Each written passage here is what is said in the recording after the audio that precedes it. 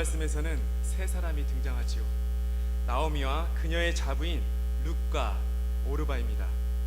이 세 사람은 유대 땅으로 돌아가기 전에 나오미는 두 자부에게 친정으로 돌아가라고 합니다. 이에 오르바와 롯은 처음에 거절하죠. 그러자 다시 나오미가 강건하며 친정으로 돌아가라고 하자 오르바는 떠났고 롯은 끝까지 시어머니인 나오미를 쫓는다는 이야기가 오늘 읽은 본문의 내용이라고 할 수가 있습니다. 나오미는 지금 어떤 상황에 처해 있나요? 나오미는 엘리멜렉 남편이 일찍 죽었습니다.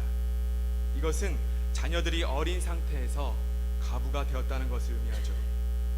나오미는 이국 땅인 모압 땅에서 싱글맘이 되어 자녀들을 장성할 때까지 키웠습니다. 나오미의 남편이 일찍 죽었다는 것을 오늘날 우리 개념으로 이해하시면 그 어려움의 깊이를 잘못 측정할 수가 있습니다. 당시 사회는 농경과 목축을 기반으로 하는 남성 노동력이 중심이 되는 사회였습니다. 이렇듯 힘을 중시하는 남성 중심 사회에서 남편이 없다는 것은 육체적 그리고 정서적으로 힘든 정도가 아닌 사회적으로 아무 보호를 받을 수 없고 경제적으로 아무런 수입을 얻을 수 없게 되었다는 것을 의미합니다. 그래서 당시 유대인들은 고아와 가부, 나그네를 사회에서 보호가 필요한 약자로 정했죠. 이들의 공통점은 사회 경제적인 안정망이 없다는 것입니다. 울타리가 되어줄 부모가 없다는 것, 남편이 없다는 것, 공동체가 없다는 것을 의미하기 때문입니다. 하나님의 성품과 사랑의 표현인 율법이 울타리가 없는 사람들에게 울타리가 되어 주지 않으면 그들이 이 땅에서 생존할 수 있는 길은 없는 것이죠. 그런 의미에서 과부이자 이방에서 온 나그네인 나오미, 그녀는 모압 땅에서 가장 심각한 약자였습니다. 그런데 그런 그녀에게 소망이 있었죠. 바로 두 아들 말론과 기럐입니다. 이 두 아들은 나오미에게는 소망이고 살아가는 삶의 이유였죠. 다행히 이 두 아들은 장성하여 모압 여인들을 만나 결혼까지 했습니다.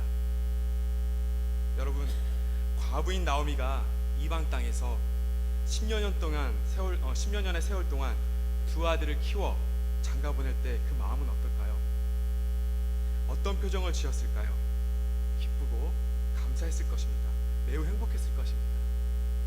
두 자부가 나오미의 집에 들어오고 함께 거하며 같이 밥을 먹으며 행복한 나날을 보냈을 것입니다. 나오미의 인생이 뭔가 풀리는 듯한 것 같았죠.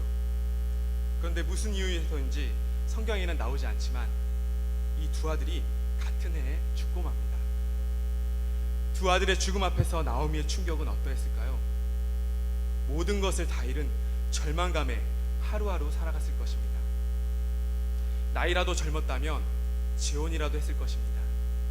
그러나 나오미의 나이는 너무 많았죠. 재혼도 어렵지만 재혼한다 해도 자식을 낳을 수 없을 만큼 늙었습니다.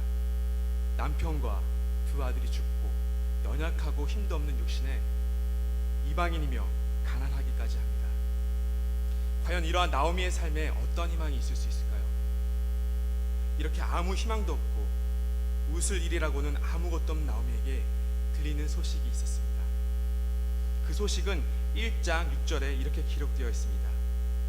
여호와께서 자기 백성을 돌보시사 그들에게 양식을 주셨다함을 듣고, 나오미는 베들레헴 땅을 하나님이 돌보시사 양식이 풍족하다는 이야기를 들었습니다. 아무런 희망도 없던 나오미의 마음을 유일하게 두근거리게 한 소식이었죠. 그렇다고 나오미가 이 소식에 많은 것을 기대한 것은 아니었던 것 같습니다.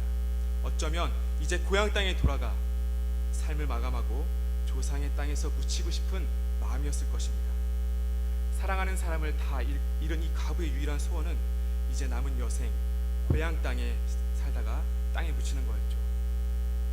오늘 우리가 읽은 본문은 나오미가 고향 땅의 소식을 듣고 두 며느리와 함께 유다 땅으로 돌아가는 길에서 나눈 내용입니다. 우리 7절 그리고 7절에서 9절까지 같이 읽도록 하겠습니다. 있던 곳에서 나오고 두 며느리도 그와 함께하여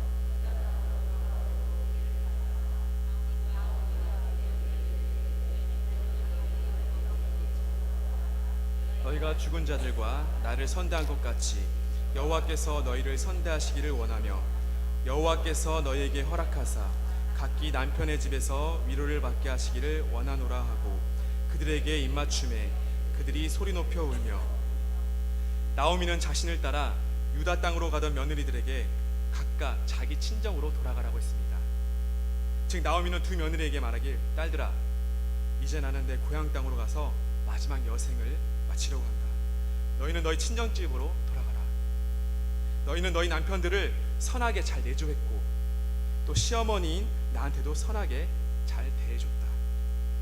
이와 같이 하나님께서 너희에게 은혜를 베푸셔서 친정에서 위로를 받고 또 재혼하여 행복하게 살아라 라고 나오미는 두 며느리에게 말했던 것 같습니다. 여러분, 이 말은 나오미의 진심이었습니다. 며느리들에게 더 이상 뭔가를 해줄 수 없다는 것을 알고 시어머니가 며느리들에게 해줄 수 있는 최고의 사랑과 배려를 베푼 것입니다. 어떤 분들은 절대 시어머니가 며느리들에게 진심으로 대해줄 리가 없다고 생각하시는 분들도 있습니다. 그러나 나오미는 진심으로 이 어린 며느리들을 사랑했죠. 나오미는 오직 며느리들이 행복하기를 바라며 이렇게 권면합니다. 11절에서 12절에 보면 나오미가 이르되 내 딸아 돌아가라. 너희가 어찌 나와 함께 가려느냐. 내 태중에 너희의 남편 될 아들들이 아직 있느냐. 내 딸들아 되돌아가라. 나는 늙었으니 남편을 두지 못할지라. 이렇게 나오미는 말하죠. 내 딸들아 돌아가라. 내 딸들아 되돌아가라. 나오미는 두 차례 반복해서 내 딸들아 라고 며느리들을 불렀습니다. 정말 딸로 생각하는 것입니다. 정말 딸처럼 생각하니까 자신과 같이 베들레헴에 함께 갈 수 없다는 것입니다. 왜냐하면 오르바와 룻은 모압 여인입니다. 이방인 여인이죠. 이방인들에게 적대적인 고향의 분위기 속에서 어린 며느리들이 경험할 고통을 피하게 해주고 싶었던 것입니다. 나오미는 정말 며느리들을 자신의 딸처럼 생각했죠. 사실 나오미가 며느리들을 친정집으로 돌려보내고 자신만 베들레헴에 간다는 선택은 굉장히 위험한 선택입니다. 왜냐하면 나오미가 가지고 있는 것은 어쩌면 두 며느리에게서 나오는 노동력이기 때문입니다. 나오미는 지금 아무것도 가진 것이 없는 가난한 가부에 불과하죠. 그녀가 고향 땅에 돌아간다고 해도 돌봐줄 사람은 없습니다. 나오미가 고향 땅을 떠날 때 고향에 있던 소유물들을 모두 처분했기에 남은 것이 전혀 없었죠. 이처럼 나오미에게 남은 것은 두 며느리뿐이었습니다. 나오미는 자신의 유일한 생계수단이 될 수 있는 노동력을 포기한 것이었죠. 너희는 각각 친정으로 돌아가라. 이렇게 두 며느리를 포기했습니다. 왜 그랬을까요? 나오미가 어찌 보면 자신이 가지고 있는 생계수단이 두 며느리의 노동력까지 포기하면서 며느리들을 돌려보내려고 했을까요? 바로 사랑 때문이었죠. 8절에 나오미가 두 며느리를 향한 사랑의 배려가 담겨있는 구절이 있습니다. 우리 같이 8절을 읽도록 하겠습니다.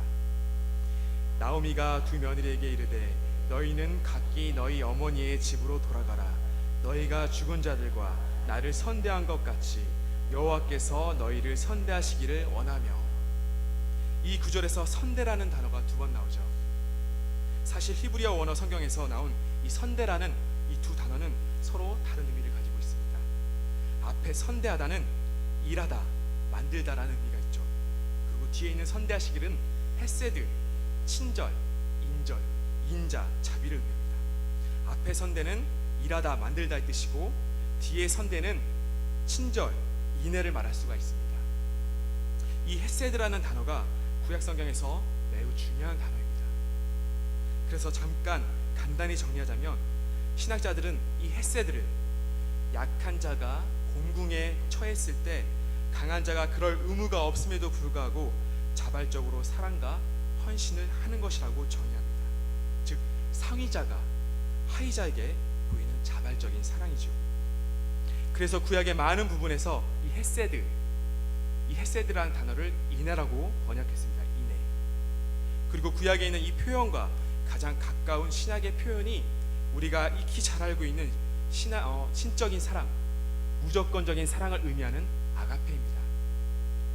이런 의미를 생각할 때 이 느낌을 살려 다시 본문 8절을 풀면 이런 축복이 되죠. 너희 두 며느리가 내 아들들과 나에게 행한 선한 일과 같이 여호와께서 너에게 자비와 인애를 베풀어 주시기를 원한다. 이렇게 말할 수가 있죠.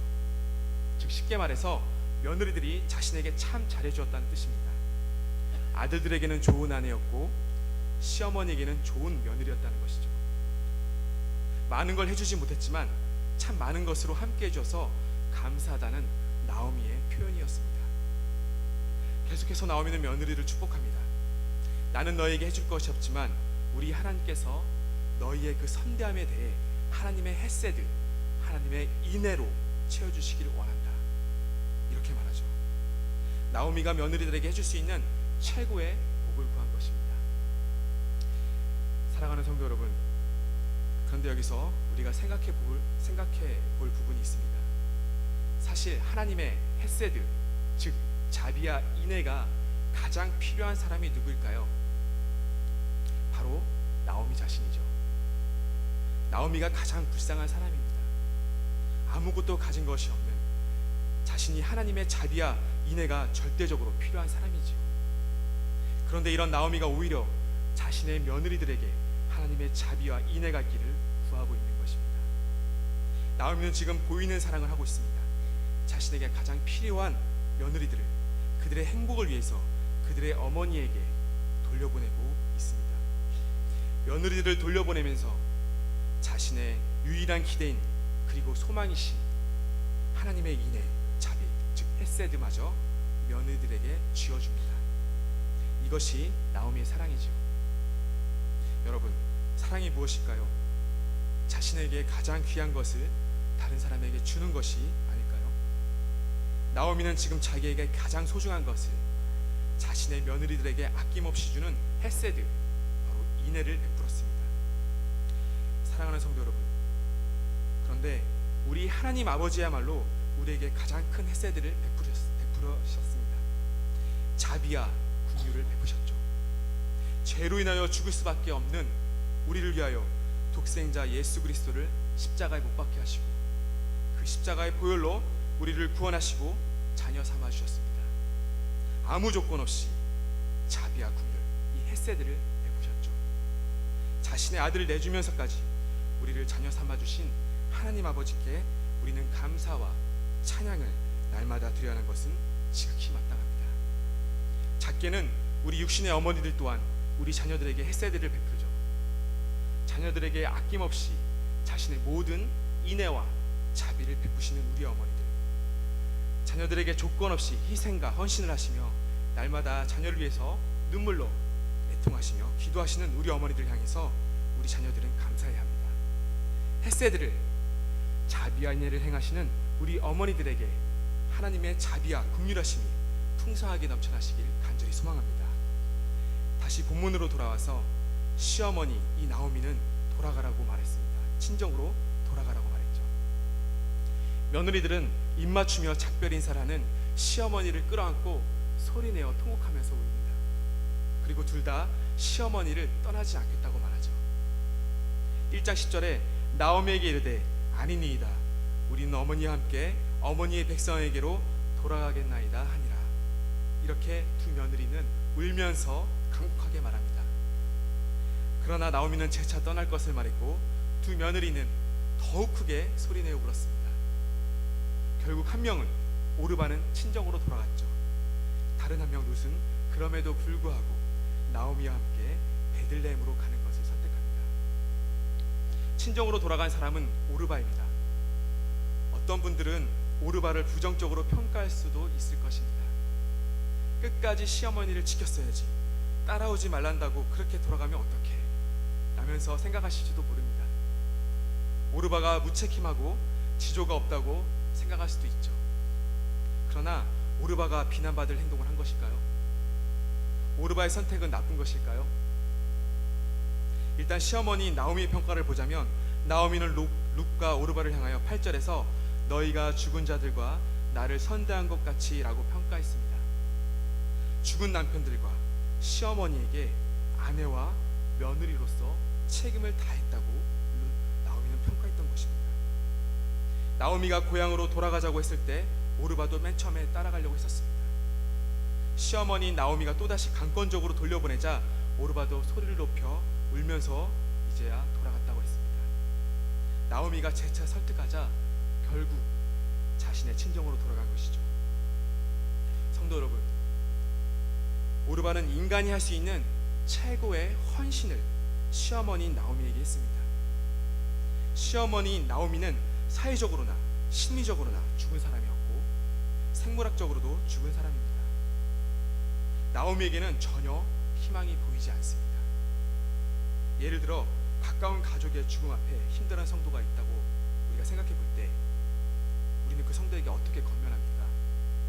그래도 산 사람은 살아야지. 어서 떨치고 일어나자. 다시 힘내서 살아보자 라고 말하지 않을까요? 나오미는 이미 끝난 자신의 인생 때문에 젊은 오르바가 남은 세월을 자신과 함께 망하는 삶을 사는 것은 잘못이라고 여겼습니다. 나오미는 젊은 오르바가 이제 떨치고 새로운 삶을 사는 것이 맞다고 생각했죠. 오르바는 인간적으로 최선을 다했고 인간적 선대함을 마친 후에 울며 시어머니의 곁을 떠난 것입니다. 오르바는 우리가 할 수 있는 가장 선하고 일반적인 선택을 한 것이죠. 자, 그런데 중요한 것은 우리가 룻의 선택을 살펴봐야 합니다. 우리는 룻의 선택을 눈여겨봐야 하는데요, 우리가 오르바를 인간적으로 최선의 헌신을 보여준 사람이라고 평가할 때 이런 질문이 생길 것입니다. 그렇다면 룻은 왜 시어머니를 따르는 것을 선택했을까? 이런 질문을 우리가 하는 이유는 이미 소망 없는 나오미를 쫓아가는 것은 더군다나 이방 여인으로서 앞으로 치러야 할 대가치고 너무 커 보이기 때문입니다. 그저 오르바처럼 돌아가도 되는 것인데 왜 끝까지 룻은 나오미를 쫓아갔을까요?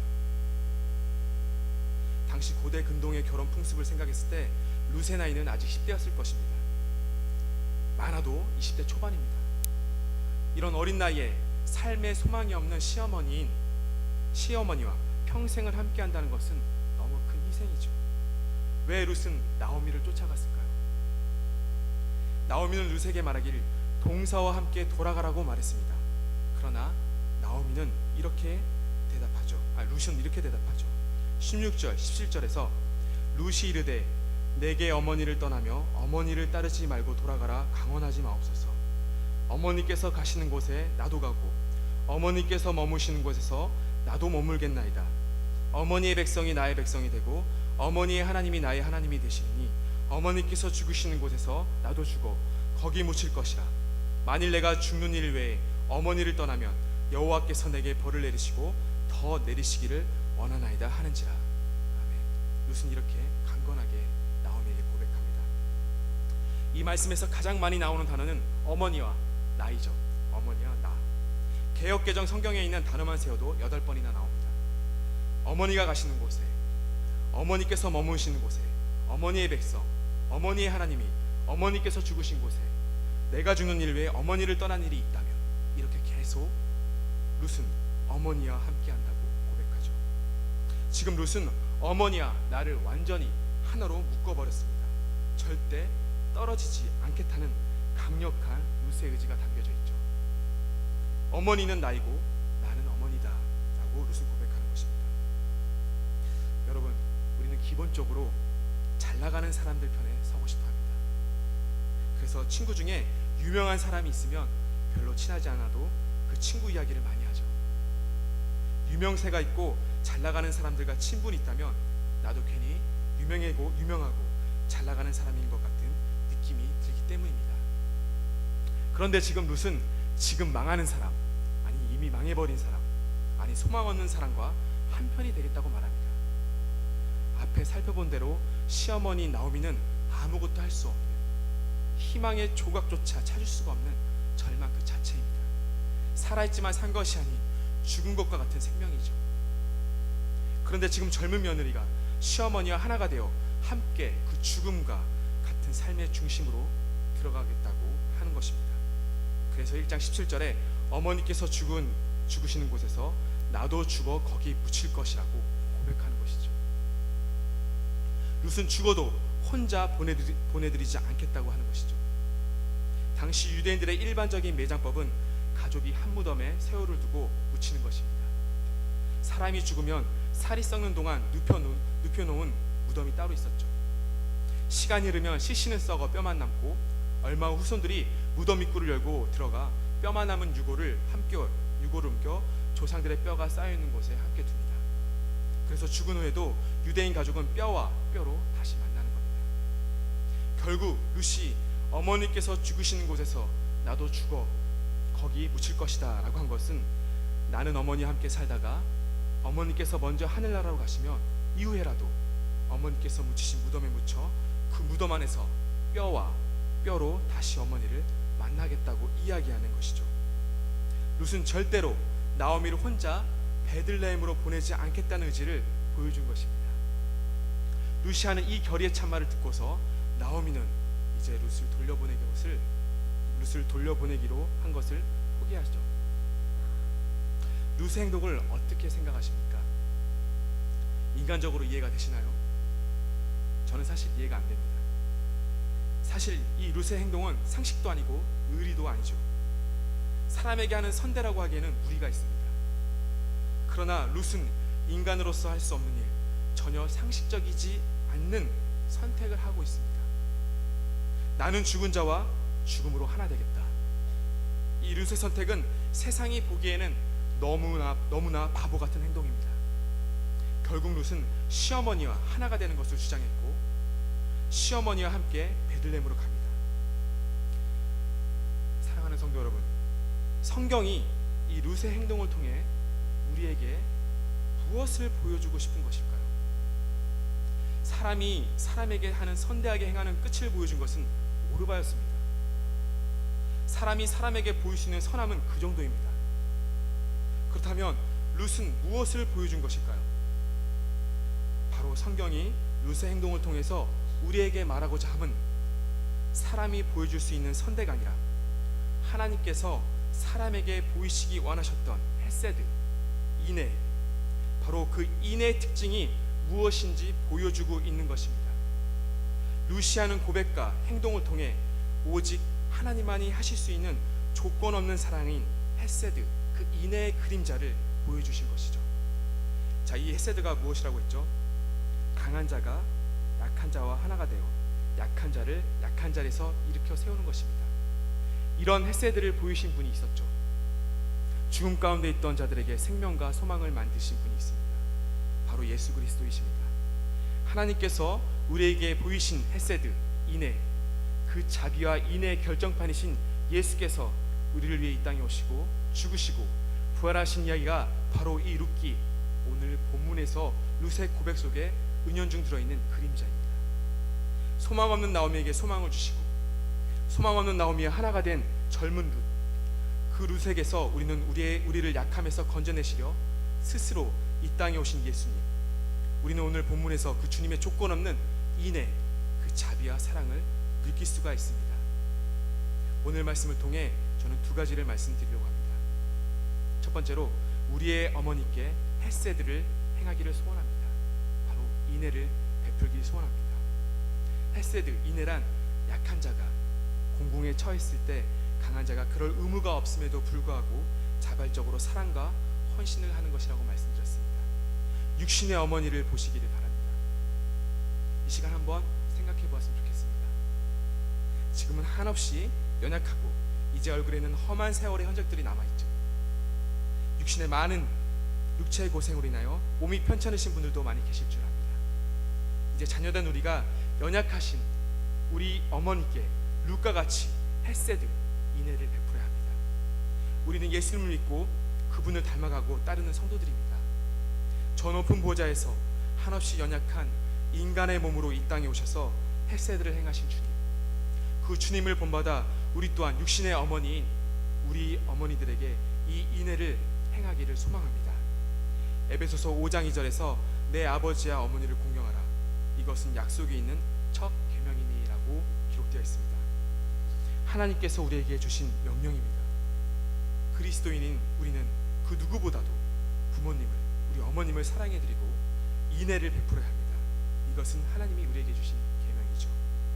두 번째는 우리의 어머니께 충성을 행하기를 소망합니다. 룻은 늙은 시어머니를 붙쫓음으로 모압에서 돌아오게 되었습니다. 우리는 젊은 여성인 룻이 젊은 남자를 얻기 위해 자기 고향으로 떠나지 않고 오히려 늙은 여인을 붙쫓아 다바크, 붙쫓다는 단어는 다바크입니다. 붙쫓아 낯선 땅으로 떠납니다. 우리가 눈여겨볼 단어가 있죠. 바로 붙쫓다라는 단어입니다. 히브리어로 다바크라고 하죠. 이 단어가 인간관계에 쓰일 때는 충성심을 가지고 누군가와 결속하는 것을 가리킵니다. 이 단어가 성경에서 쓰일 때 용례를 보면 부부 사이, 연인 사이, 왕과 친족 사이에서 사랑과 충성심으로 서로 연합한다고 할 때 쓰이는 단어라고 할 수가 있죠. 이 붙쫓다라는 단어는 자주 사랑하다와 평행을 이루는 단어라고 할 수가 있습니다. 룻은 나오미를 다바크했습니다. 붙쫓았습니다. 즉 사랑과 충성으로 나오미에게 대했고 같이 베들레헴에 갔다는 것입니다. 앞날이 창창한 젊은 여인이 젊은 남자도 아닌 소망 없어 보이는 이 시어머니 나오미를 붙쫓아 충성을 다하여 오셨다는 것입니다. 룻기 2장과 3장에서도 다바크, 즉 붙쫓다라는 단어가 계속해서 나옵니다. 시어머니를 충성스럽게 사랑으로 붙쫓는 룻을 보아스가 추수하는 소녀들에게 붙쫓도록 허락함으로써 시어머니와 함께 생명을 유지할 수 있게 되었죠. 룻은 추수 끝까지 보아스의 소녀들과 붙어 있으면서 이삭을 죽고 시어머니와 함께 거하는 모습에서 우리는 룻의 충성의 모습을 보게 됩니다. 룻은 시어머니에게 충성하는 삶 때문에 겉으로는 자신의 삶을 잃어버린 것처럼 보였으나 실제로는 여호와께 돌아 예수 그리스도의 족보에 등장하는 여인이 되었죠. 여러분, 우리를 구원하신 예수님 또한 어떠했습니까? 죽기까지 철저하게 순종하셨죠. 충성하셨죠. 하나님의 뜻을 붙잡아 충성스럽게 십자가에 죽으시고 부활하셔서 하나님의 뜻을 이루었습니다. 우리도 우리 주님을 붙쫓는 충성스러운 삶을 살아야 하며 또 룻처럼 시어머니이지만 어머니인 나오미에게 충성을 다해 붙쫓았던 모습처럼 우리 또한 육신의 어머니들에게 다바크, 붙쫓는, 충성을 다해 붙쫓는 우리 성도 여러분이 되시기를 간절히 소망합니다. 하나님께서는 우리에게 모세를 통해서 10가지 계명을 주셨습니다. 첫째 계명에서 넷째 계명까지는 하나님 사랑이죠. 5계명에서 10계명까지는 이웃 사랑인데 그 첫 시작이 내 부모를 공경하라입니다. 이는 하나님이 우리에게 주신 귀한 명령의 말씀이죠.